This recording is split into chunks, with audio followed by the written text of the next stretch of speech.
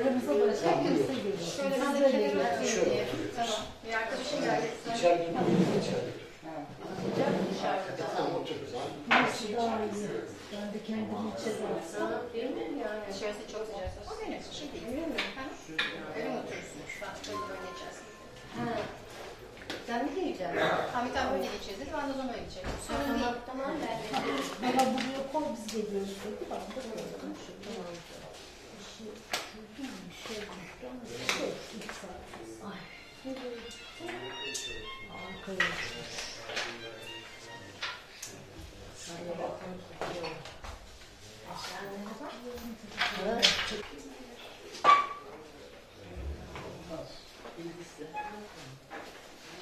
Yazın da güzel bir şeydi. Bir de siz başlayalım. Yazın da güzel bir şey diyoruz. Sözü yazıya çıkıyor. İmrendim.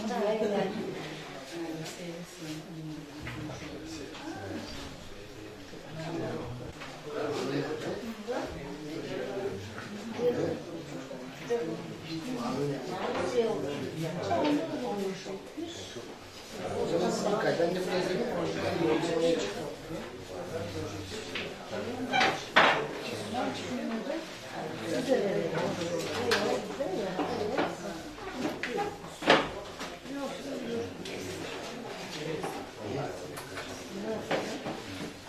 Ben şey söylerim. Her zamanki gibi önce telefonları uslu moda alıyoruz.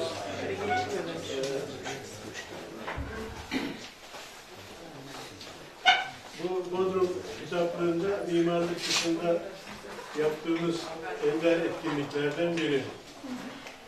Öncelikle İnan'ın kandilleri vardı ilk aylarımızda. Onları sergiledik. Cam çalışmaları vardı. 2 yıldır da Selim ve öğrencim olan eşi söz veriyorlardı. Burada küçük bir resital olacak diye. Kısmet bugüneymiş. O oldu. Selim Devlet Senfoni Orkestrası'nda çaldığı gibi Ulvi Yücel'in kuartetinde de viola çalmış bir sanatçı. Sizin için özel bir dinleti hazırladı. Selim'ciğim, huzurlarınızda.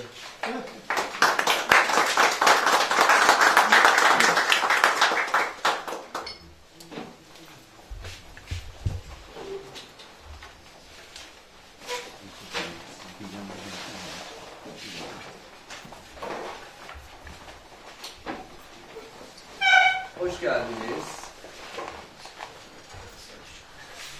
Burası benim sanki ibadethanem. Çok seviyorum.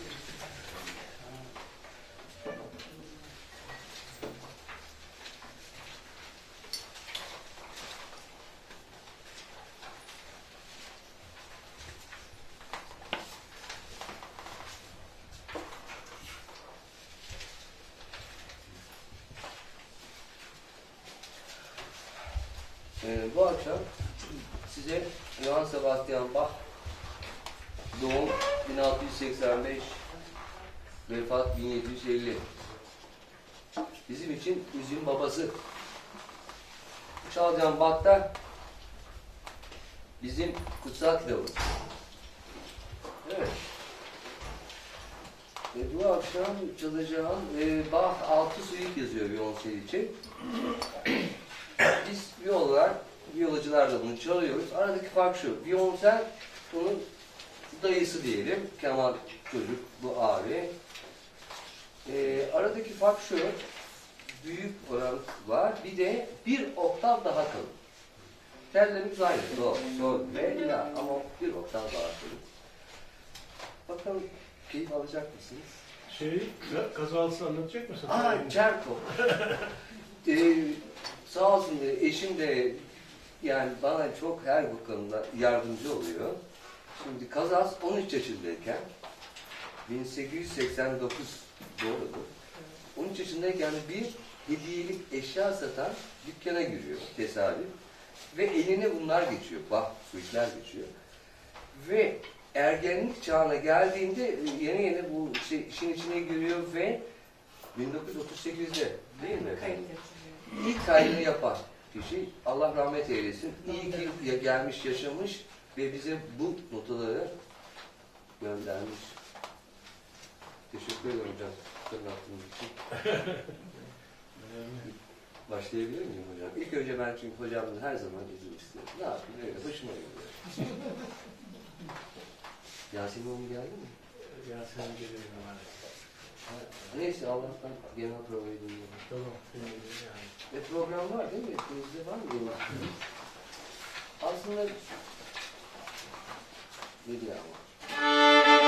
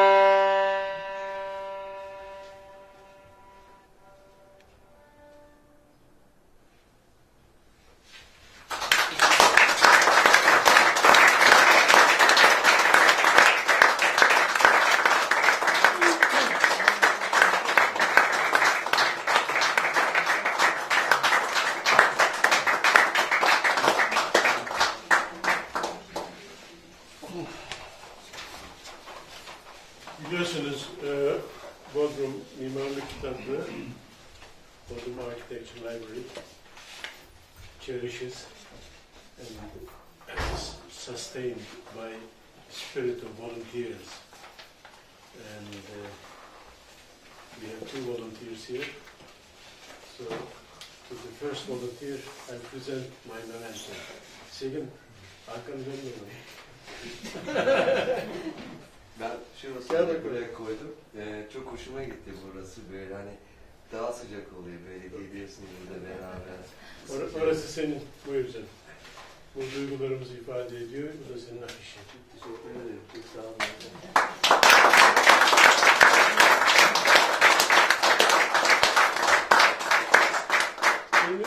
Bir de 20 dakika bir aramız var.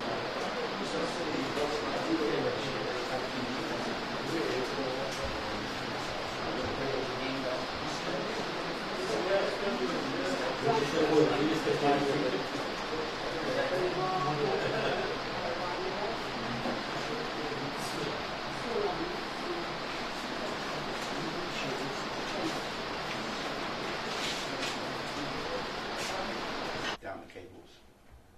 Let's go back to the other side of life with light, which is it doesn't exist really unless there's shadow. So everything has a shadow. This room is full of them, your faces are full of them. And it's the way we read space and objects. It's the absence of light or the loss of light in surface, in the material. This picture is an etching done by Robert Flood in 1617. Now this is 300 years before Malevich and the famous Black Square. They were looking for infinity, the idea of infinity intellectually. So this movement of light, which reflects itself in water, I described, somebody asked me years and years ago at a festival of light in Germany, so what is your passion for light? What does it mean? How would you describe it? And I said, I'd rather describe shadows. Shadows are holes in light. But as the shadow moves, of course, the light fills up the space that was the shadow. So in a way, light chases shadows, is a way of looking at light. But there's another one, which is my particular quote that I like. Light is the opium of the architect, and shadow is its form. I will come on to what is opium. It might sound bizarre to go from opium, but it was a pain relief 4,000 years ago, and then in the Middle Ages in China particularly they developed heroin, and that became a kind of massive trade, of course. And then opium was a bit like an aphrodisiac or another pill. You could take it to get your mind going elsewhere. A creativity which comes from light. But the need for pain relief in our reality as against our non-reality is actually about getting rid of shadows. One of my favourite books is, I'm sure it is for everybody else, is The Little Prince. Yeah. And you remember that it was the lamplighter, in French, the reverdaire, who has this horrendous job because he's not only the person who will light the lamps, but he's got to keep lighting them something like 1,440 times a day because his planet goes so fast that the sunrise comes up and the sunset happens every second. But he, as the Little Prince said, at least did a job that's worthwhile. At least he was creative. But he also identified, and I think it's quite interesting, that there lies the tragedy. He's very faithful to his job. He's very faithful to the fact that nobody else lives there because it's too small. But he thinks, in his mind, obviously, people live there. But he's unhappy. Now, he's like a lot of grown-ups. He's unhappy. They lost their childhood. But his argument is that it's because his job doesn't give him any rest. And if we look at our society today, we're a bit like the lamplighter, I think. Yeah? We've all become lamplighters because we can't stop. And we have little two-dimensional machines in our pockets that keep going off. And we keep looking at them. So this was about 1800, looking from space but the earth. And the lamplighters were all over the earth with their oil lamps and their candles. You can just about, well, not in this light, well, you can see them just. And then, of course, the lamplighters turned up, the real ones, us, with our technology. Because we made lights, we made bulbs. And a very good friend who's now died, but Oliver Sacks, once wrote his first book. He was a doctor, but also a neurologist. And his first book was called My Uncle Tungsten. And his uncle actually made tungsten lamps in London. And that's where he would escape from his mother, particularly, and hide with his uncle, learning how to make lamps. So that's the world we've got created. Referring back to making light without space, in a sense, as against with architectural space. James Turrell, the American, is a genius at it, because he works at the limits of our perception, our visual perception. So a room you will enter is black, apparently, and slowly light will appear. And for those who attended a year ago when I gave a talk on the mind, I told a little story. It was about photons and about there's a blind lady sitting there. Really well. And this another friend, Russell Foster, who's the professor of circadian neuroscience, circadian rhythm at Oxford University. A friend of his died.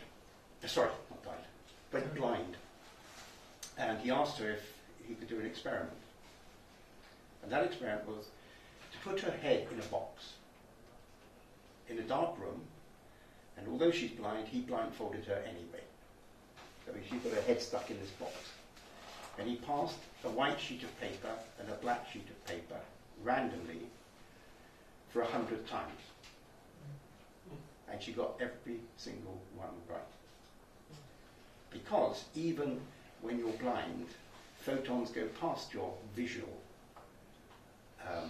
cells and they hit what are called kind of neuron endings, if you like, from the brain, which lie behind the rods and cones of your eye. And they pick up the wavelength of light. So off the black paper, fewer photons were bouncing around, and she knew that, or her brain did, rather than the white. But the secret with James Turrell, which is why it's limits of perception, is the finesse and the fine edge that you see in this picture of the opening. It's wafer thin, and your eye cannot pick up that edge. Now, going back to us and our architecture and lights. So this is Canary Wharf, where I live in the shadow, I'd say the economic shadow of Canary Wharf. And a full moon, as it was last night, a sturgeon moon, which I waited on Suhar's terrace and said, well, when's it coming up? And it didn't turn up, did it? It did a runner. No, we were quick to eat fish. But it's a disaster, because, and it's worth mentioning, I'll pick up one of James Turrell's quotes if I can find it. It's in here. He talks about the fact that as we take away the universe from us, our night sky, we take away a whole territory that we grew up over thousands of years evolving, our brains and our senses. We are taking a huge territory away from ourselves. So when I see this, which is the seafront of Shanghai, I die. I die laughing, really, because it's terrible. I don't think it's got anything to do with light, anything to do with architecture, or actually very human. It's about consuming, and in this case, marketing, advertising. So if we go back to where light is, and back to our photons, of course, we have a spectrum of light, and we all are familiar with the electromagnetic spectrum, sort of. But we only occupy that very thin band in the middle, tiny band of wavelength, in terms of how we see. And one of my favourite colours is marked there with an arrow, 480 nanometres. It's in fact my personal colour. So when I'm asked, and I was asked by Russell Foster, what's your favourite colour the first time I met him? I said 481 nanometers. And he said, you have got to be joking. I said, no. He said, well, why not just say blue? And I said, oh, but there's so many blues out there. And he said, yes. Did you know that 480 nanometers is the wavelength in the morning sky that triggers the chemical that makes your biorhythm start? So I was 1 nanometer out, and he said, don't worry about it, your brain can't tell the difference. But what's just very simple is this sinusoidal rhythm, if you like, the wave quality of light as against its particle quality. This is showing red, green, and blue. And it just illustrates, because we have designed buildings where we actually use the wavelength of the brain, which is also not dissimilar, into forming the shape of buildings. But, so we've talked about man making light and nature's natural light from the sun, but there's also those fish and little animals and flies that make light. Bioluminescence. This is the lucifer. It's luciferase, which is the chemical, one of the chemicals which gives it to you. And in many ways, the picture down the bottom left is a park in the middle of France, in which we have Ariadne's ribbon. And it was designed, this whole park, 5 hectares, a bit of it was Ariadne's ribbon, which was the way, of course, that somebody managed to get in and out of the Minotaur cell. Straight inspiration happened on the site with the fireflies. Very, very simple. Anyway, a friend of mine has just spent a week in the middle of France with students, and she's a lighting designer, lighting pathways with fungus. So actually seeing how long the fungus light will last. And if there's food, it carries on, of course.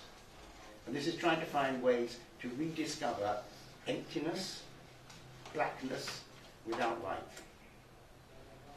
So the blue, the greens, and the yellows tend to dominate from the other colours. Many years ago, again at this festival in Germany, we built a light tunnel. So it was black inside. And we developed a coating with Pilkington that you could fire onto the glass as a support. And you could have a light pen, like a torch, and you could write on the glass. So we had 2 torches hanging in this black space, which you bumped into. Well, you didn't really bump into them because somebody was there before you. And as you write on the glass, whatever message it was, it lasts about 20 minutes and then it just fades away. And the little old ladies who went to this festival kept taking the batteries out of the torches. Can't win, can you? I go back to Ruskin, who was an English architectural theorist, art theorist. And there was an exercise. You had to draw a sphere, and you had to draw the shadow from the light source. That's my version of it. And since then, I've been fascinated by absence of light or shadows, working with shadows. And one of the great techniques is etching, where you take a copper plate or a zinc plate, and you etch with acid. And you basically paint. I use a gouache with sugar, white sugar. You mix it, the black paint, and that gives you the material, if you like, to paint on the copper. The sugar is the secret, because that has the ability to etch the copper. The black gouache is simply so you can see the sugar that you've just put on. This man, Norman Ackroyd, is a master. He is to acid what Mr. Turner was to water. He can make copper plate turn into extraordinary things. Coming back to architecture. So, we did many years ago, 1993-4, we designed what turns out to be the largest glass hall in the world. And I was accused from La Villette days at the Science Museum in Paris, because we invented structural glazing, which may or no appear, I can't remember. And I was accused by a very well-known architect for taking away architecture, because I was taking away shadows. I wasn't. Because this is a drawing I did. And my concern was to put the shadow into the structure, because I didn't want more than 15% of shadow against the sky in the daytime.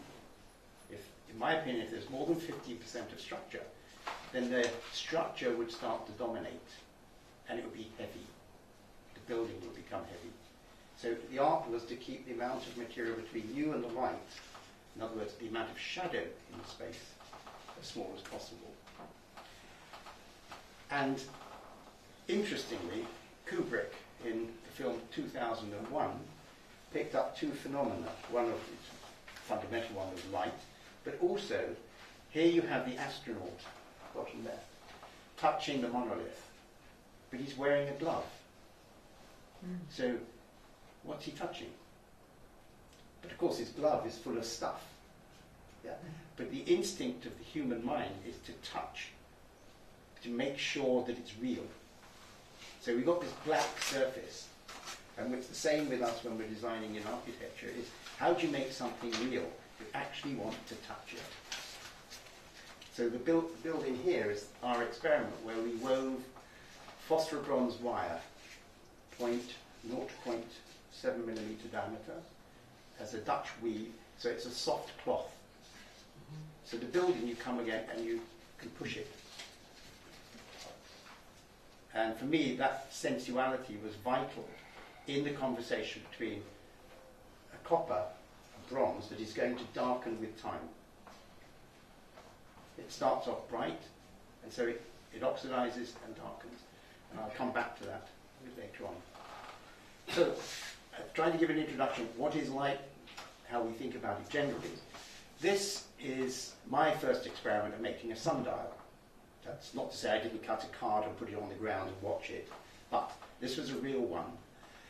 But what I chose to do was to reverse an equatorial sundial. If you take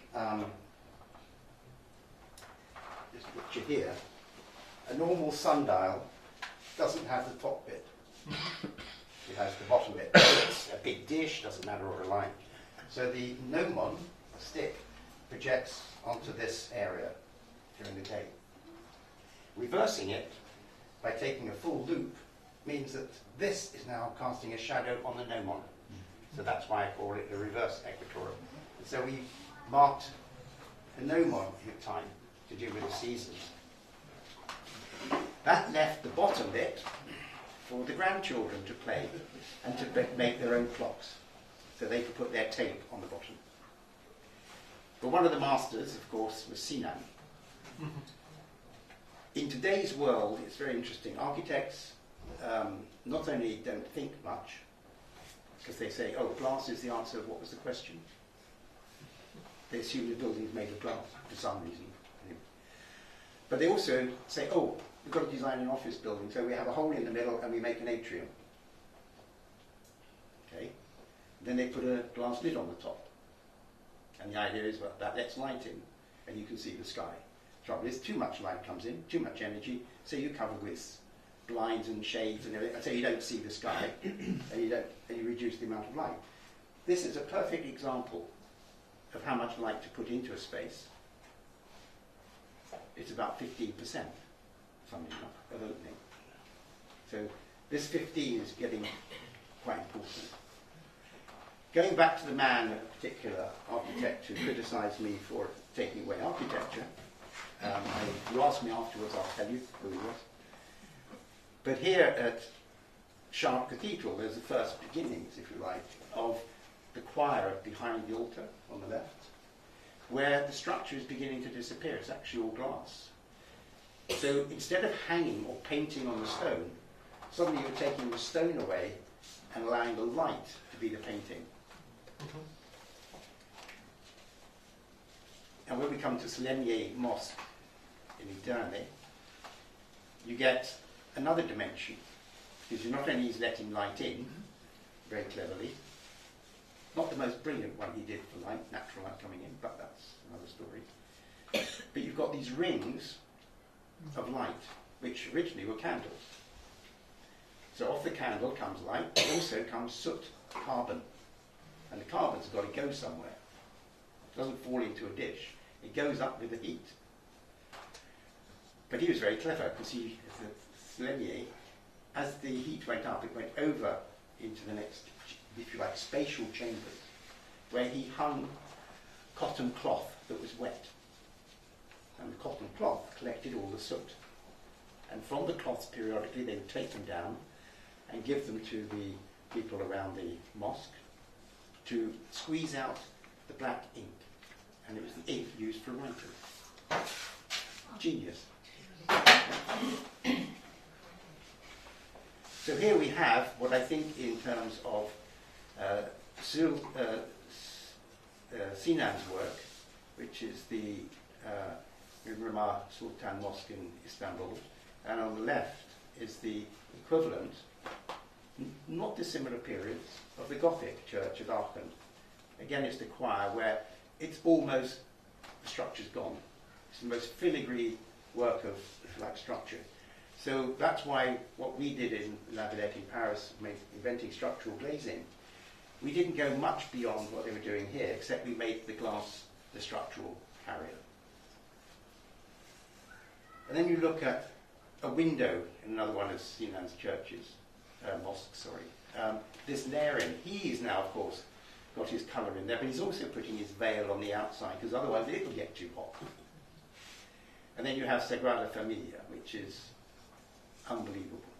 And it will be finished within the next 9 years. As a friend of mine is the engineer working on it, they found a very brilliant technique to complete Gaudi's design quite quickly. So this passion for light as an architect is not just spatially in rooms, it's objects, it's surface, material, and actually working with the changing nature of material. I juxtapose these because one is of essentially the night time and light on the left with this part of the spire of Dublin, and the other is making an internal space so dark that the only thing that actually is there in the space is light. And then we did this building, which is the one in Leipzig, the big glass building, from which the drawing was an originator.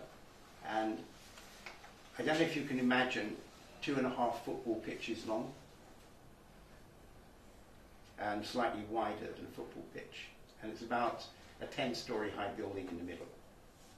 And it's just the reception area for the Leipziger Messe.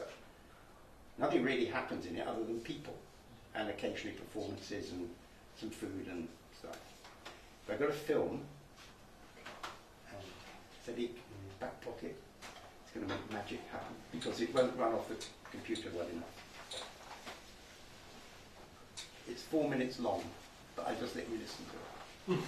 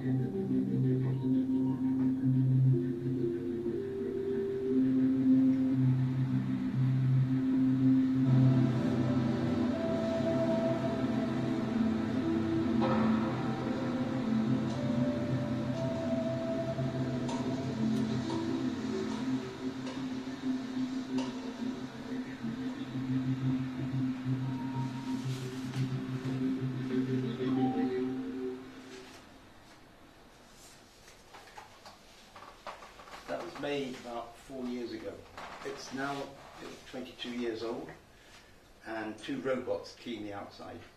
They're little biscuits about the size.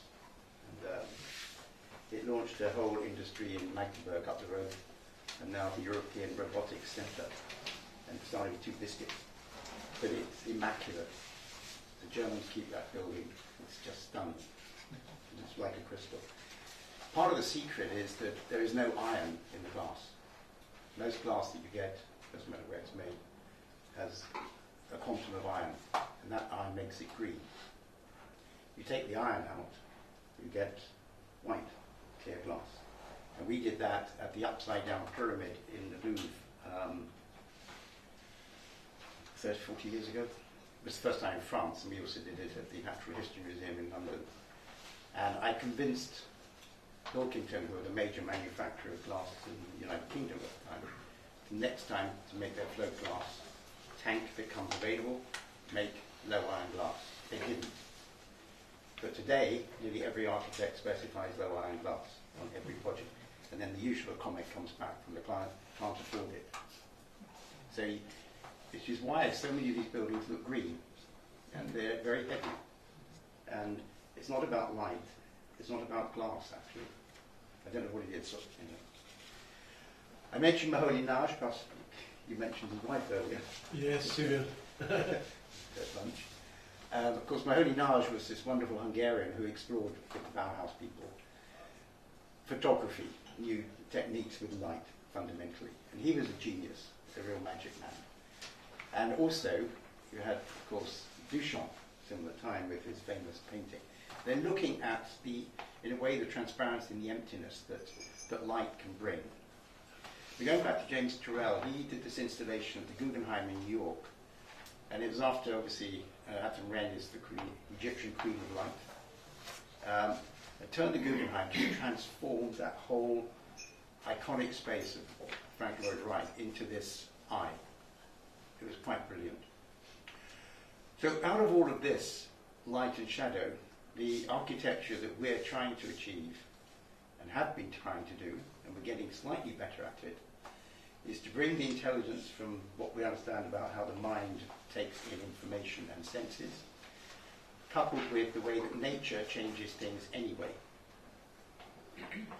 So if you take nature, my thesis is that we are all have a common DNA in our brains or in our souls about what is beautiful.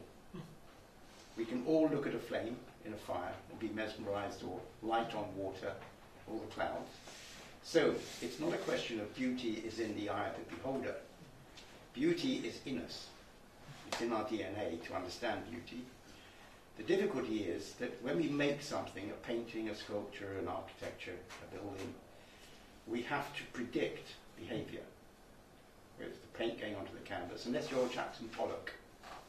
Because Jackson Pollock was the first painter to work with the laws of physics, gravity, and just drop paint. He just let gravity do it, sort of. But the predictive qualities that we look at, we can't have buildings fall down, we've got to get the metal of the sculpture to work, or the stone, is that we take away at every step the non-linear behavior of nature. So we make things linear and predictable. So I try to get in our architecture the non-linear back somewhere in the end physical result. So the things like the Leipzig Glass Hall, when I first went in it, when it was being built, there was a yellow crane in there, and the crane appeared in the glass vault, and the reflection was like liquid. It was like water, and it just moved in huge waves along this glass surface. It was wonderful. So these are going to be very short bits of film, but these are the things we like. And we all know what they are, and we all feel them.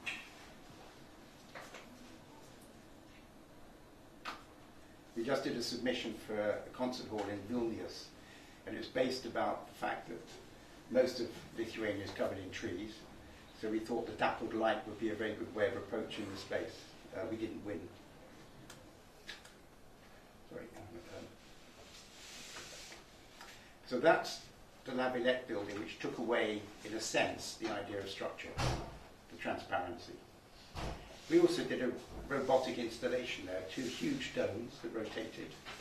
The mirrors in the dome, so we've got the dome's doing this, so that's dealing with the sun movement, or the earth's movement around the sun. And then as the sun goes up in the day, from there to there, you adjust the mirrors by angle, so that you pick up the reflection. And then throughout the seasons, in winter, the mirrors are further apart, because the sun doesn't quite go up so high. Yeah, so this little robots, and you could actually cook eggs, more than eggs, you'd actually fry stuff in the focus one here. And you could also use the moon at night to light the space. And at the Louvre, it was for me all about light, but the French government and IMP, it was all the fact we knew how to deal with glass. To me it was light. And the upside down pyramid in this particular Japanese visitor, that space is the most touched space in Paris. People put their hands between the 2 pyramids. They're certain there's something going on in there. And I don't know whether it's to do with that film that was made, but maybe. But we ended up designing these things, if you like, and we put in the upside down pyramid, the inverted pyramid, we polished the edges of the glass at 45 degrees to bring in the rain rods. So as the sun moved over, you didn't get rainbows, so we called them rain rods. And that was just to surprise people, because they just thought, oh, well, but actually it's a single piece chandelier. If you think you take one piece of glass out of a chandelier, that's basically what that is. But what was fascinating for me was when it came to the sculpture courts, D'Alembert. Now he co-wrote the first Encyclopedia Universelle in the French language with Diderot. Everybody remembers Diderot, but who remembers D'Alembert? D'Alembert did all the science, the maths, the physics of the Universal Encyclopedia. And he was taken off the church steps in Paris as a 2-day-old baby and brought up by this marquis. And it turned out the guy was a genius. Anyway, I was informed by a French bureaucrat that down at the Arts and Métiers Library, there was a paper on shadows written by D'Alembert. So I went down in 1982 to read it. And it was fascinating, but in those days you weren't allowed to photograph it or to take a photocopy. So I had to write it all out, so that's why I know about it. I think if I photographed it, I wouldn't understand it as well.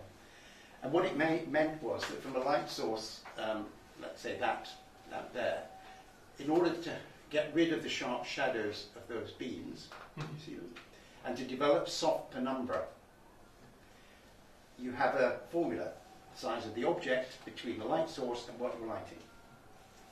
So on the sculpture courts, it came out as 150 diameter maximum. And on that, on the height of the glass roof, like the roof and the structure enclosing the courtyard, it would mean that we wouldn't have sharp shadows on the sculpture below. So we designed it with that in mind. And that's the courtyard on the left. And I have to add that the Bâtiment de France, the heritage officers of France, were brilliant. They were stunning. They gave Peter Rice, my engineering colleague, and myself a 2-hour introduction to the Louvre, its history, and then got round to these spaces. And they were so exquisitely clear and logical when they said, we mustn't see the new structural glass roofs from the Corps Napoleon, which is where the pyramid is. And you can't touch the stone below the parapet that runs around the edge. And you mustn't touch anything if you want to do an acoustic treatment. We didn't even argue with them. It was so clear, and you actually could respect and understand what they were saying, that it was a real challenge. So we had a very low arch to design. But the critical one, going back to D'Alembert, and you can see it here, is on the left is what got built. On the right was my first design. The one on the right has a structure, main structure element. This is the 150 tube. These are intermediate little short pieces going along the tube. So here is the light coming through here, and it doesn't matter what the angle, the only interference is the tube. So guaranteed no sharp shadows. However, because IMP didn't believe you could do this, and yet we were just doing it at La Villette up the road, he didn't think you could do this. And the issue came acoustics, and he wanted to put the acoustics in the ceiling that we were doing. Okay, tricky. So as a result of him wanting to put his acoustic treatment in, we couldn't afford to do this, so we had to go to an aluminium extrusion. Very conventional, and it would leak, and of course it did leak, because it expands differently. And these are his tubes. And they are 25 mil diameter, and they have a slot in the bottom. And inside there is some foam. So this is the absorption of the sound energy. But defining the size of those became quite critical for the general ambiance, because you can now get back to a diffused set of light, if you like, light rays coming into the building, into the space. But the tragedy was, your width of structure is now that piece up there to here, obstructing. So you've got sharp shadows. So all the work on down there and doing it properly didn't get built. But they're okay. But in the top left you can see all the tubes. That small picture up on the top left. Picture on the right was taken before they put the tubes in. And the one afterwards. So the other areas, technology. So what's happening with light and technology? Well, I mentioned earlier about lasers and the desire to do three-dimensional forms. Well, back in the 1870s, 1880s, a Mr. Tyndall, who was a sort of scientist, he took a light and basically put it into the water. And of course the water conducted the light.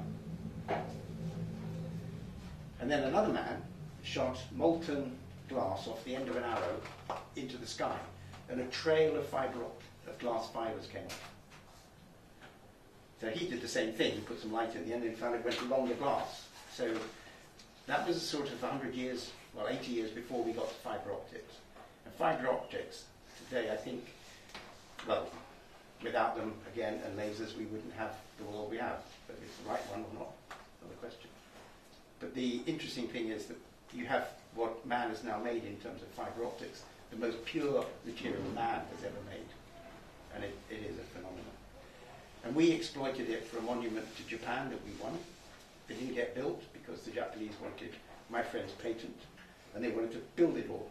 The idea of the French giving it to the Japanese in 1989 was the 100th anniversary of giving the Statue of Liberty to the Americas, for which the New Yorkers particularly paid the rock, the foundation, and the sculpture was sent by France. Here we thought, well, they've given us the sea in Osaka Bay, but then they moved it to the top of the mountain, the site, which made it a bit tricky. But my friend Olivier Aubert is a software genius, and this was in 1987.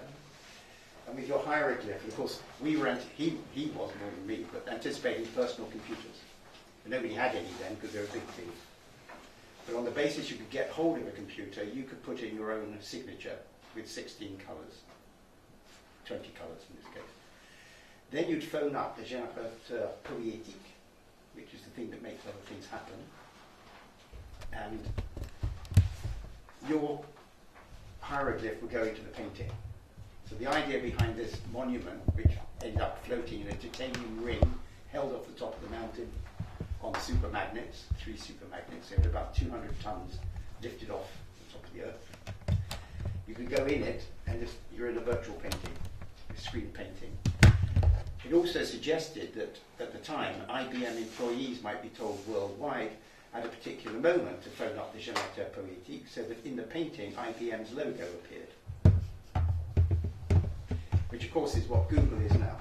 You can't hit anything except come up with a Google logo. So we were 40 years ahead. But anyway, going back to the water and light pipes, I designed a fountain for a friend, and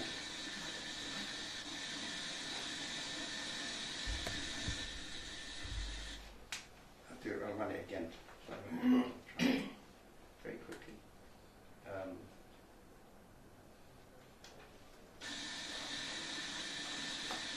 So it's a spiral. It makes an S. Her name is Susie, and it's an S spiral when you look down on it. But again, fibre optics feeding it into the water is the same principle as the torch. So this non-linear behaviour comes down to things like a steel called corten, which has a bit of copper in it. We did this building 30, 40 years ago. It rusts. It arrived rusty and it gets slightly darker. Nobody puts graffiti on it because they know that you can just sand it off and it just go rusty again. So nobody's destroyed it, which is nice. But then it sits being slightly abstract. In other words, it is a shadow. That's it, in light, but the light happens to be the water. And because it's only used 3 months of the year in the summer, it has to be there as something for 9 months when it's not used. And then at the millennium, we won a competition for a monument for Milan. And the competition was to design a light monument. So we did this flash of light. You don't know whether it's actually light leaving the earth or coming into the earth, or whether it's something going up or coming down. But it was the feeling I had about light. It was this relationship to a horizontal plane. And the picture on the right is the maquette that we made at 10th scale, 1 to 10. So in reality, it was 30 metres high or long and 10 metres wide. And we wove a cloth of fibre optics and stainless steel wire.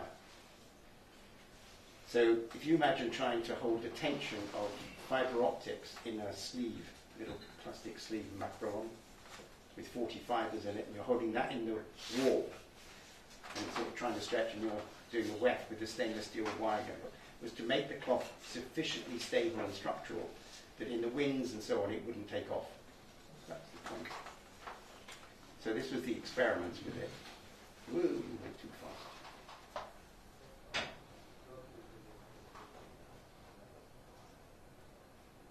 Go again.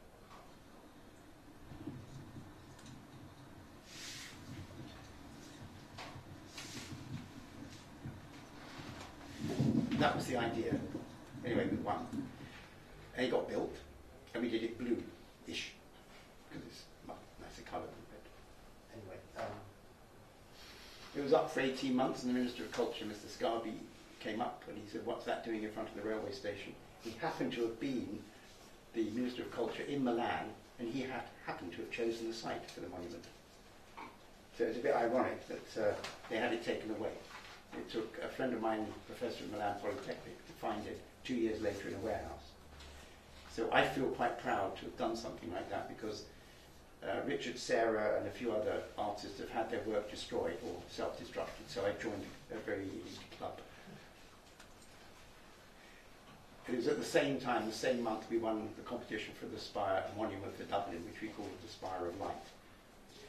And this is, I call it celestial acupuncture, because the skies of Ireland, they are flooded with clouds and light and shadow, and it's changing all the time. So you could kind of just scratch the clouds, and the light would come down, not like a mirror, because we treated the surface of the stainless steel by shot peening it, which you can see the density of shot peening.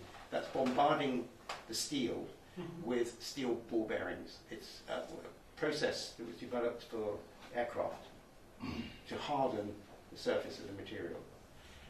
But in a way, it's almost like velvet, because the light goes into these dimples, and when you bombard it, it's not like a dimple's there and a dimple here. They're all over, it's completely random. And it absorbs light. Light just goes like this all on it. And at night, the unpolished bits, so the polished bits are the ones you can see bright, the unpolished bits are the same. The polished bits go darker than the night sky. It's amazing. I think the unpolished bits, sorry, go darker than the night sky. Brilliant. And then this is the other thing about the light, of course, is it rains a lot in Ireland. So you can trap the light with the water back to the water on the surface again. So this is even this very simple 120 metre high sculpture that moves in the wind, has a light at the top as well. But it has these qualities of light, which is just not only reflecting light in a pure way, but actually kind of mixing it all up with everything to do with the weather of Ireland. And then at the bottom, actually a lot of water comes down and it goes in through a little slot between the bronze base and the spire. And there's a little drainage channel underneath, like a rainwater gutter. And the most found object in that gutter is the top of lipstick. Because all the girls wait there for their boyfriends to turn up and they make up in the mirror. That's why. I mean, the most difficult thing to deal with was the fact that the Irish police have one helicopter because they don't allow any flights of aeroplanes over Dublin. So we assumed we wouldn't have to put a big light at the top. But the police said, yes, you must for the one helicopter when it's foggy. And they insisted it be 2,000 candela or 2,000 lux. And there was no light that we knew of, long-lasting light, that we could use. So we had to develop an LED with Hewlett Packard and Philips in Holland at their laboratory in Los Angeles. It took 2 years before we got that very top, the top light, sorry, this one. The one at the very top that's bright. But on the left you can see we drilled 11,000 holes, and the 11,000 holes, there's an 11-metre long light made of LEDs, which was that picture there. Also spiraling, 1 metre length, and you can drop it down to a platform in the middle of the spire and you can change the light when they go out. So there's 30 years of LED life in there before they go wrong. But of course the spire moves. And the pilot in the helicopter has to have this vision angle, which you can see here. And if you go beyond that, you won't get the 2,000 lux, you won't see it. There's obviously a pilot in the room. So, anyway, the idea of using the holes was simply like the eyebrows here, you know, the makeup, because it's only the stainless steel you're seeing, slightly lit by the light. Anyway, they now love it. They were a bit perturbed by it at the beginning. They had very naughty names for it. I won't repeat some of them. But the first one they called it was the stiletto in the ghetto.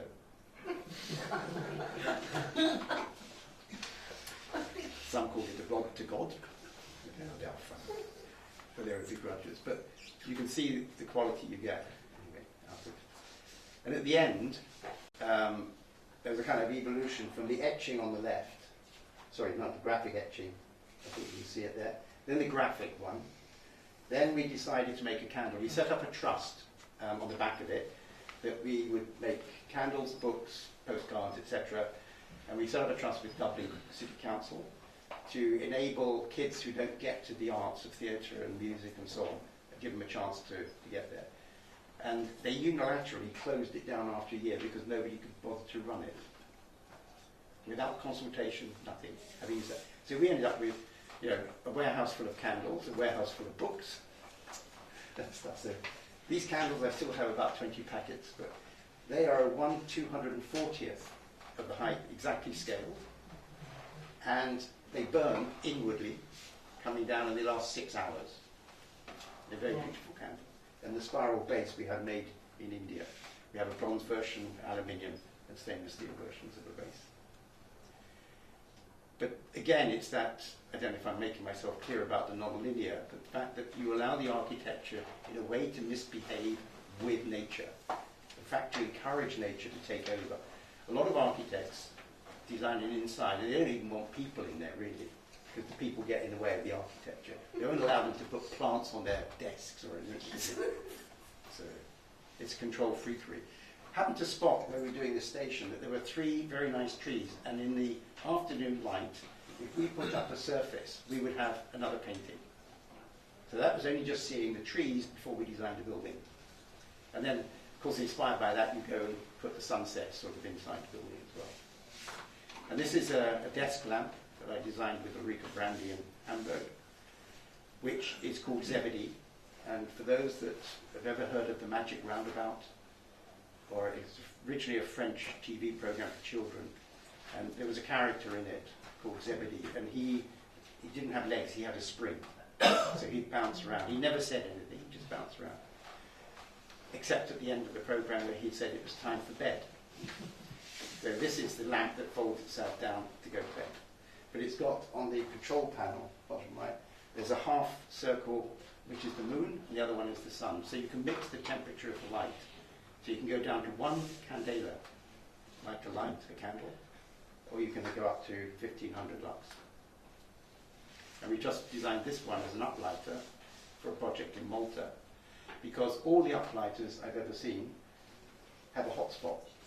The light goes to, you can see it from there, it's too bright against that surface. And we wanted to produce this zen quality on the ceiling. There is nothing on the ceiling, no light fitting, nothing. It's just a completely white surface. So that you can actually, when you're working there, escape objects and just lean back and just look at the surface. That's the copper building that I showed earlier from the beach. But the birds you can see, didn't think about the birds, and of course there are a lot of gulls and they shit. I mean, I'm not quite sure what the word is, but they have guano. And the guano has chemicals in it, and it's brilliant because the guano goes and reacts with the copper, and you get fluorescent green and white and black. And so we've asked the client never to clean these copper buildings, these bronze buildings, and it's now my homage to Jackson Pollock, because the birds are the painters. And so that again is allowing the birds to take over. And here in the park I showed you earlier, where you had the Ariadne ribbon, this is the fragment of a greenhouse that we designed. It has a flat roof of glass, and it appears like a lake in the landscape. But when you're coming up, you just see walls. You don't really think of a building. And because all the walls in the park that are holding up the landscape are made of gabion, these stones, rough stones in wire cages. And we think, we're told by people, that this is the first time that gabion was used architecturally as against for civil engineering, holding up rivers or railway tracks. And of course it's not holding up anything, it's holding up air. There's nothing behind the wall apart from a space. But the nice thing is the birds are nesting in there, the plants are getting in there, and the building's changing. So you have this very pure thing on the top, and this completely random wall that's just doing its own thing. But it's actually a thermal system as well. Now this was in Kashan. Now water, a landscape, is kind of close to everyone's heart. But this particular, the Finn Garden in Kashan, has an extraordinary quality of every single type of water you could think of and movement lies in this garden. It's the template for all contemporary gardens. But it captures the same thing as a still reflection of a tree, like a shadow, and just leaves move. It's not so smooth off the computer, I'm sorry, but just the leaves moving across, giving it dynamic. And we can't run this one off the computer, it's not so good.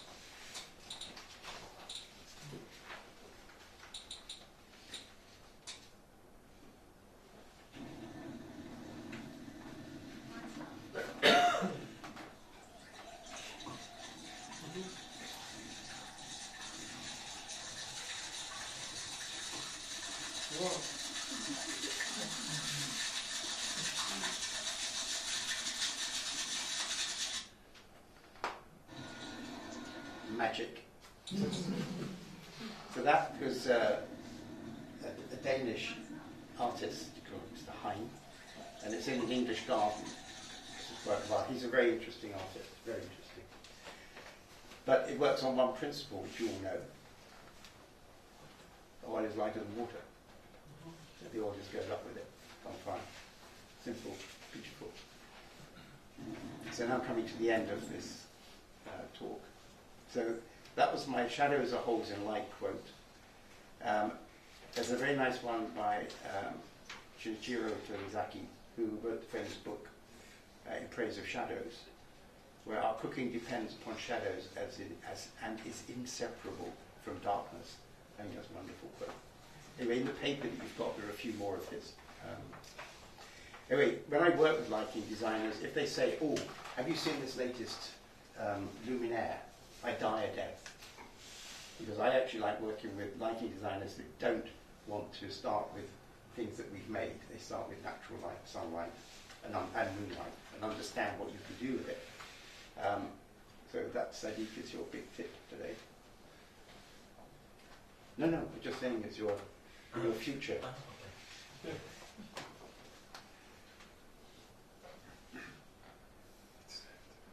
That was me in Tobago.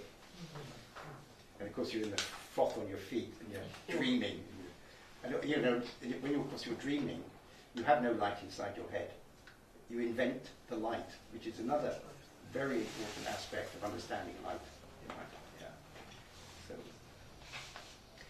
So when it comes to the history books, I think the way light enters buildings is actually a very, very simple, rather beautiful way of understanding the evolution of architecture. And we end on the Little Prince. So I say, if you want to fall in love, avoid fluorescent lighting. Fluorescent lighting doesn't do anything for your lighting. It's a fixed wavelength, doesn't move with the wind. And interestingly, you'll notice when you travel that the closer you get to the equator, the more you see fluorescent lighting. And the more you go to the poles, the more you see candles in today's world. Not historically, but the sort of way things have evolved. Yeah.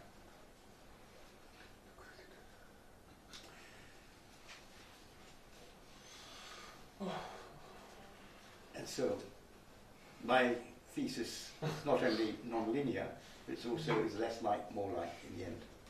Thank you. Thank you very much.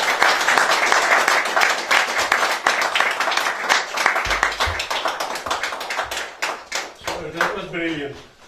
Thank you very much. Pleasure. My pleasure. Very inspiring work.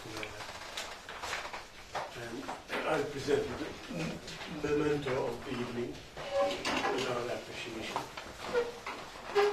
Thank you very much. If there are any questions, you can ask, or you can have your pizza and questions.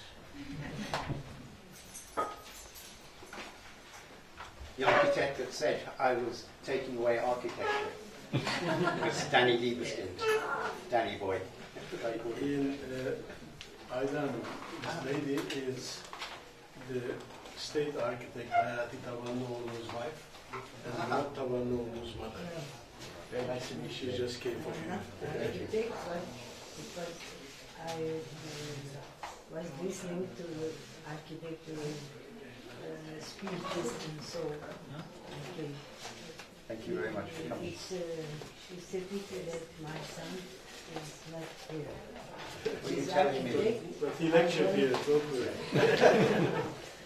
Thank you.